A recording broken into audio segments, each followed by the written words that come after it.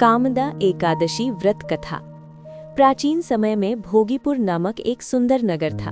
वहाँ पुंडरीक नाम का राजा राज करता था। उसी नगर में ललित नाम का एक गंधर्व गायक और उसकी पत्नी ललिता अप्सरा रहते थे। दोनों एक दूसरे से बहुत प्रेम करते थे। एक दिन राजा के दरबार में ललित गाना गा रहा था, लेकिन उसका मन अपनी पत्नी ललिता में ही लगा हुआ था। इसी कारण उसका ध्यान भटक गया और वो सही तरीके से गा नहीं पाया। दरबार में उपस्थित एक नाग सर्प ने राजा से इसकी शिकायत कर दी। राजा पुंडरीक क्रोधित हो गए और उन्होंने ललित को श्राप दे दिया कि वो राक्षस यानी भयानक दैत्य बन जाए। अपने पति को राक्षस रूप में देखकर ललिता बहुत दुखी हुई। वो जंगल जंगल भटकती रही और अपने पति को इस श्राप से मुक्त कराने का उपाय ढूंढने लगी। भटकते भटकते वो एक आश्रम पहुंची, जहां एक महान ऋषि श्रृंगी ऋषि तपस्या कर रहे थे।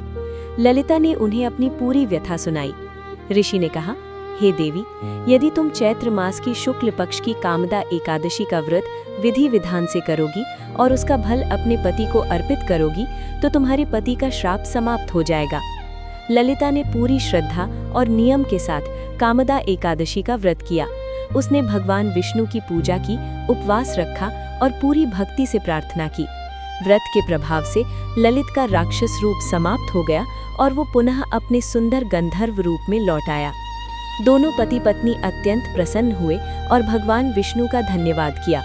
ये व्रत सभी पापों को नष्ट करने वाला माना जाता है। इससे सुख, समृद्धि और मनोकामनाएं पूर्ण होती हैं।